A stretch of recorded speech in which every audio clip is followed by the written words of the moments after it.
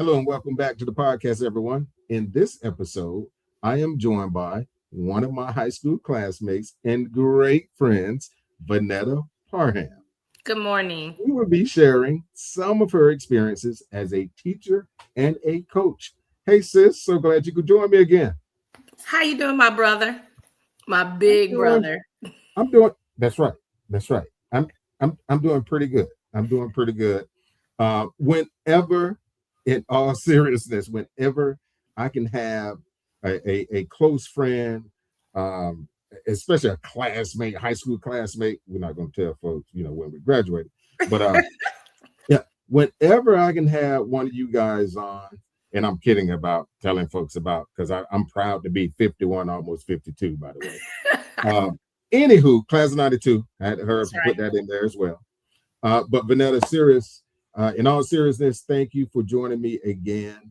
I wanted to get you back on to be a part of this new series where I wanted to take a deeper dive regarding what people do on their day to day, be it job, career wise, what have you. And even, there are going to be a couple segments, tied to what people do, who they are, like a mother, a father, a uncle, so on and so forth. Get where I'm coming from? I So do.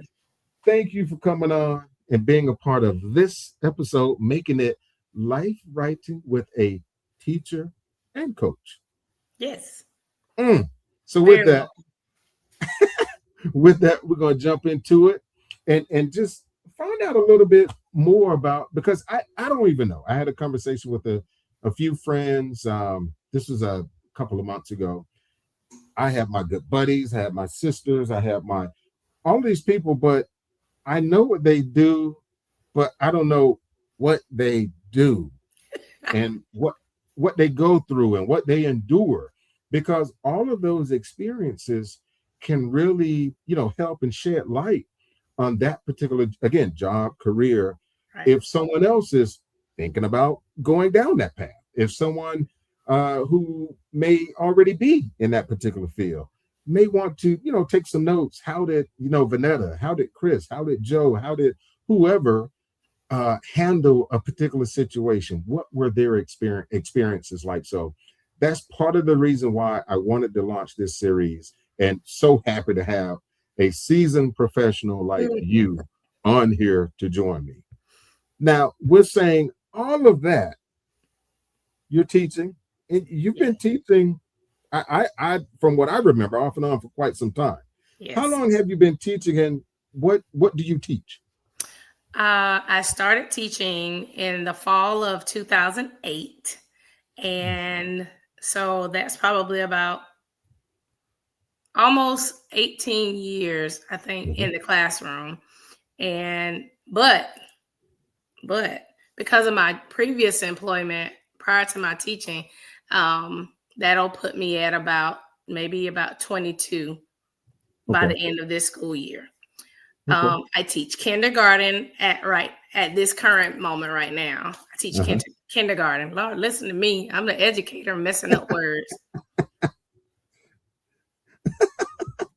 So, hey, I know I'm going to drill down into that with those kindergartners because, whoo, that's there's levels to all of it. I know, but when you're engaging with those little ones, as precious as they are, as lovable as they are, there's some times when think, okay, let me stop. I don't want to get ahead of myself. That's what I want to hear from you. But just to segue just a little bit, be it teaching in that capacity or even previously, like what is your favorite part of it all? For me, I think it's more so of the life changing events and being able to teach them life skills in addition to bringing them to their success academically. That's probably the greatest part for me, and the best way that I found to be able to make them successful in my classroom is to build relationships not only with my students but with my parents as well. Now ooh, that parenting part, um and I my experience, I have two kids, as you know. Um, one, much older. There's a age gap. My youngest is Mhm. 8, and woo, he is he's a handful. I mean that. I mean that in a good way. In a good Of way. course. But of course, right? But it can be challenging. And you mentioned that the parents, being a part of it, having some a vested interest in it all, right? Right. Um, I, this is kind of a side note. What has that been like? Parent participation, and you can kind of, I guess, speak generally or what have you. But what has that part been like? Um, so prior to the school year starting, we have open house where the parents come in, they meet the teachers. Sometimes they'll bring the students with them and sometimes they don't. But they'll talk with us and we'll give them like supply lists and just talk to them a little bit about what we're going to do throughout the year. And because I teach where I live and where I grew up, I know a great deal of my parents that come through. In some cases, I've even taught some of the parents of the students who I teach now. And it's just, I guess the most rewarding part is when they come in and they're fearful because some of their kids are coming from pre-K, some are coming from home and have never been to school, or some are coming from daycare directly into a structured school setting. So it's harder sometimes for the parents to make the adjustments. And being a parent, it's it's almost like you have to like take off your teacher robe and take off your coach robe or any other role that you may play and just break it down and say, listen, I have kids. I promise I am going to treat your child like it's my child. So that's the big rewarding part of it. Once they see that you're gonna be fair but firm when it comes to their Mhm, child, then mhm. everything starts to blossom from there. Yeah, wow. So all of that was riveting to me. There's one part that you mentioned towards the beginning, the fact that you've actually taught some of the parents. That to me, that has to be one of the most surreal. Is like I remember you, that little you, when you were. That has to be like so. That really just hit me just then. Like, and I've heard that from several, teachers have obviously who have been doing it for a Right. while to even, have that experience. But yeah, that has to be one of the most interesting parts of teaching for so long in the same place or area as you mentioned. Well, actually, Uh-oh. most of the parents who I've taught or that I teach their kids, I taught them in middle school. Yeah, yes, I'm with you. And so still, and even then, let me back up one. Even then, now we mentioned initially, there's different echelons of it, and the kids are just different. Right. Thinking of the parents when they were those middle schoolers, now they can talk back. They know how to say stuff. They know how to ask stuff. They know how to, that teetering on that almost thinking they grown and all this different stuff, and seeing those same, as you may have called some of them knuckleheads or whatever, and seeing some of those same lovely beings have their little kids in your care so many years later. That's so cool to me. Yeah. I've even heard from a few of them, oh, I know you'll be fine. You're in Miss Parham's class, or you'll be fine. I'm not worried about you. I'm like, girl, I'm not even the same person I was back then. Right, right, right, right, Teach right. little kids now. What are you talking about? Okay, whoa, you say same person. So, you know, those who know us, um, know that. we've been knowing each other for a long time. Time. Since we were in those classes that you're in right now, Right. literally. Um, I also remember the progression and the athletic side of you, the baller, the trackster, all of these things, right? Great. Let me say this first, kids, the kids who are listening to this. Great student first, That's right. student athlete, student comes first, right? But I remember, watching you, going to the games, and basketball in particular really stands out. And your level of athleticism and such. So now you're coaching and remembering some of those coaches too that coach you, especially in basketball, on the basketball side of things. How did you how did you know you want to be a coach? Was it pretty natural, I guess, for athletes to become coaches, but how did it happen for you though? So Coach Robbins, my high school basketball coach, she was Yeah. a big influence. But I also volunteer at the recreation department. Yep. And I started volunteer coaching, I think in 1999 with my sister. And every year we would get a basketball team every year. And I would coach and we would coach and coach, win or lose. It didn't matter as long as we were coaching and then we were teaching the fundamentals. And so I want to say it was my second year teaching. I was teaching pre-K at the time. And I told a few people, I was like, man, we don't really have a true hurdles track coach. I want to go, and teach them how to run the hurdles and how to do the hurdles. And so somebody put a bug in our athletic director's ear about me wanting to coach. And at the time, there wasn't a track coach position available. So he came to me and he said, I heard you want to coach. And I said, yeah, I'm ready. I'm ready to go. He said, well, I have a cheerleading coach position available. I tried out for cheerleading in the 8th grade. Now, I made the squad.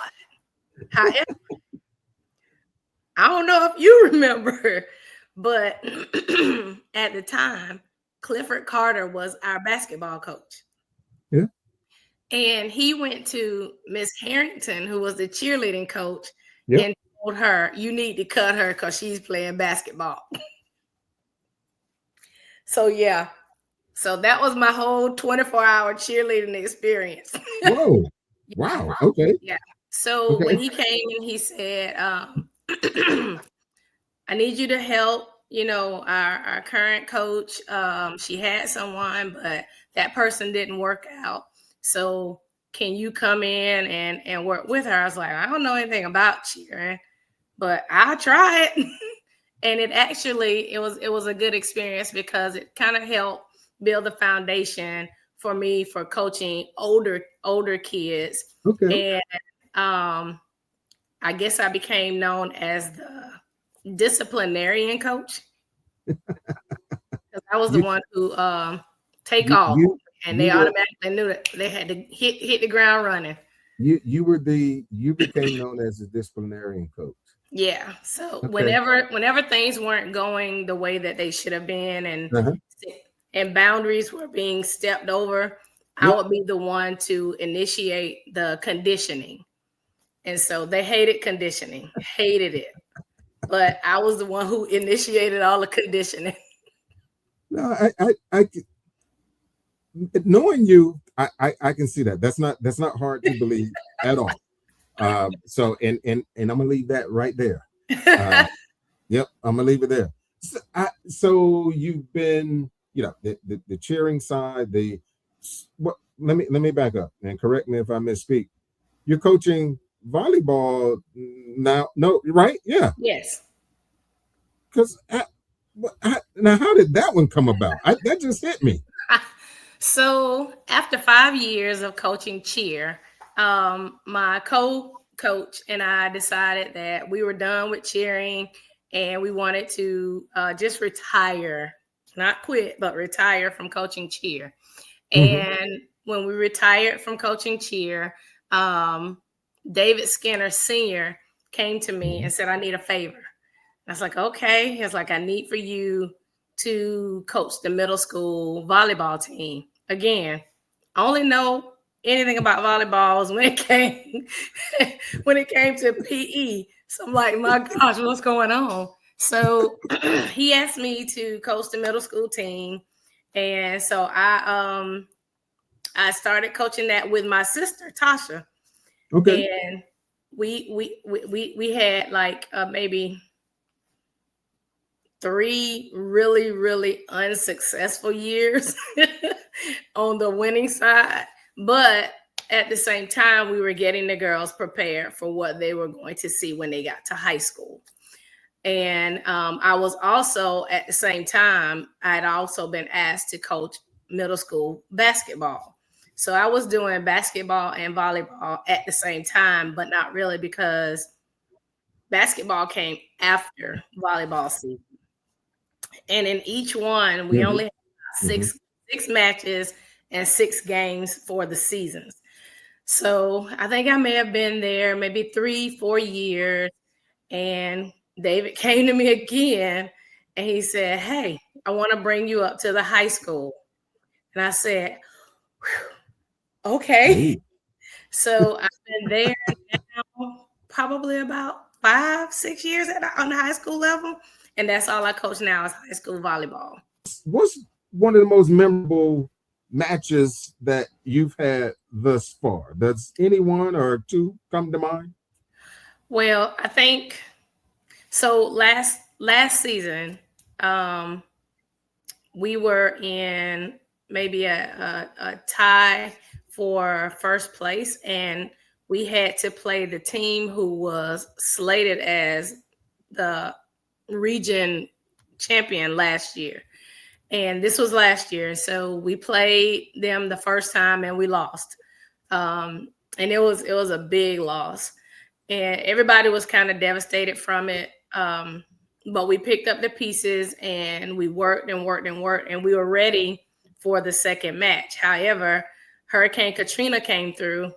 Not Katrina, I'm sorry. Helen? Oh. Hurricane? Whichever one was last year. I forget them, but the names, they was elude recent. me. Yes. But the hurricane came through. Yep. And so she destroyed any attempts or any chances that we would have had to play in that region championship match. And we ended up being the region runner-up last year. Fast forward to this year, we were anticipating some of the same energy between our team and the one that won the region last year. And so the first time we played them, we had won the first 2 sets, and it was the best. We won the first one. It was the best 2 out of 3. Won the first set, and we were geeked up. We were so excited. It was like, yes, yes, yes. And we came really, really close, like right at I think we may have had like a 10-point lead in the second set. And so they caught up. And we were just like, I can't believe what is going on. So then when it got really, really down to the wire, it was like 24-24.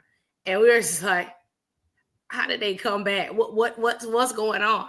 So we strategized on the side. We talked about it. We talked through it. The girls went back out and it went point for point, point for point, point for point. Okay. And then we finally pulled it out and won the set, which made us win the match. But we were just like all the entire coaching staff, the girls, the fans, everybody was like, oh, thank God it's over, because it went. I want to say we ended up winning like 29-27 or 31-29. It went. It was going. You have to win by 2 points. So we were all exhausted at the end of that match. Everybody was tired, but it was probably one of the most rewarding ones, because it kind of it gave us and the girls, well, more so the girls, it gave them that sense of ownership, I guess, to say, we've got this. And so, again, fast forwarding to the championship this year, we had to play them again. And this time we had the opportunity to play them at home. And we were not going to let them come into our house and beat us at all. So when we won the sets and it eventually won the match, that was everything. I mean, God placed us in a position this year and last year, but Okay. this year to move us forward in a way that we never moved before. And so our Okay. theme for the year was uncommon favor. And all season long, everything that happened all season long led up to that championship match. And it was just, you could just see it and feel it, that how much the girls wanted. We wanted it, but we couldn't do anything other than coach them up.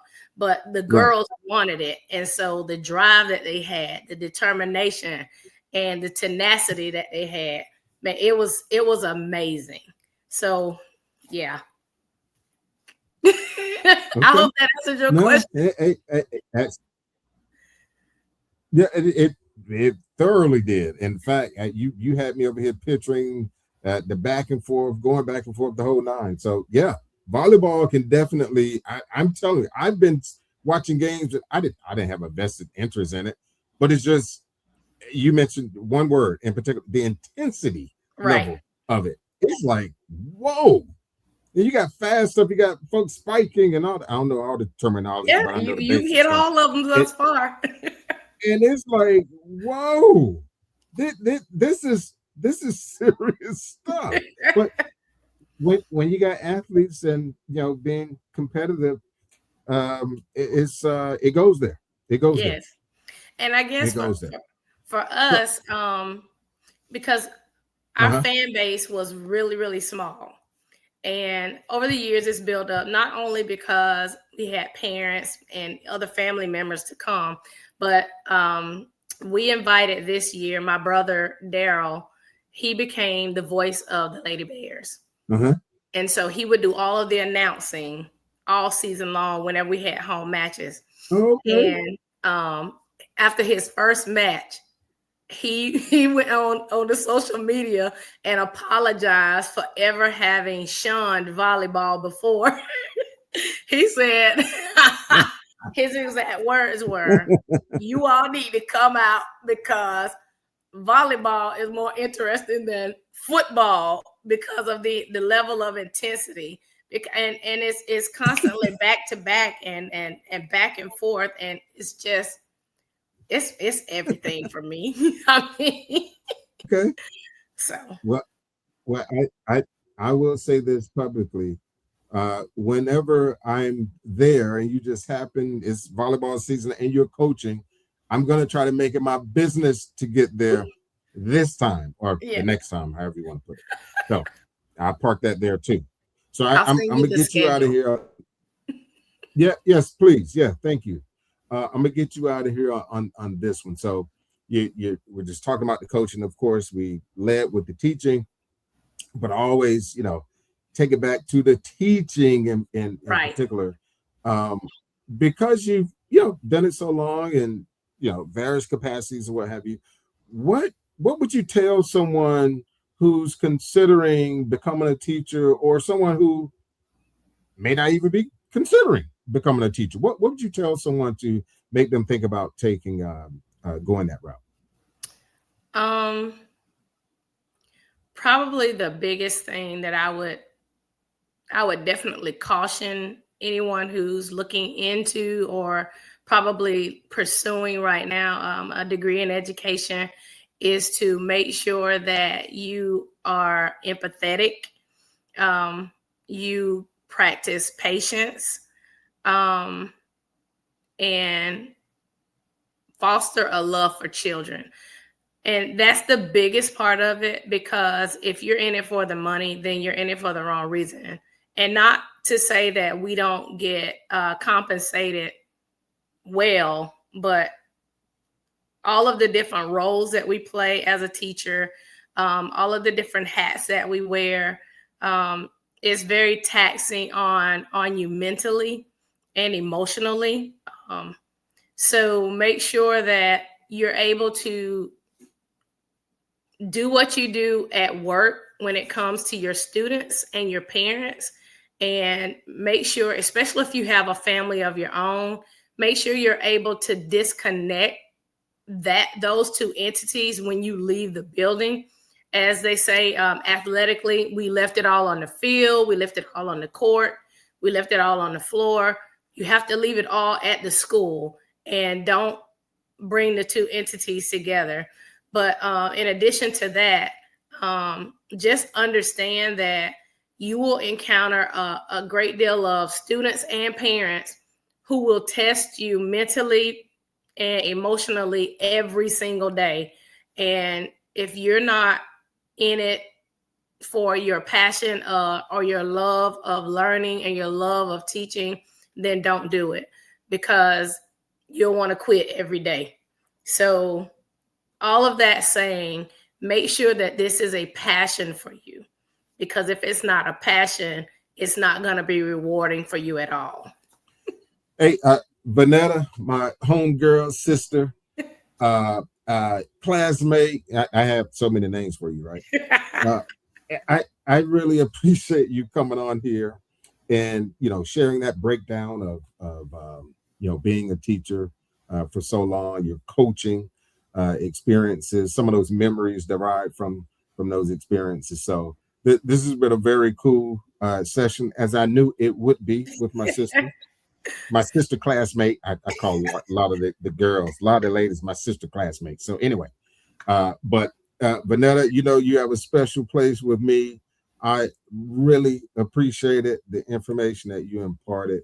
I'm going to make sure I get everything set up, cleaned up, and all that good stuff. Okay. And in the interim, you enjoy the rest of this holiday season. And I'm going to tell you in advance, Happy New Year. In case I Thank don't you. speak with Happy you. New Year to you as well. Thank you so much. And send my regards to your family, your husband in particular, your brother, your sister, everybody.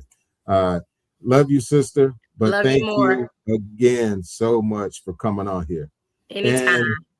And to the audience, thank you guys for tuning in. Like the video and any other video that resonates with you.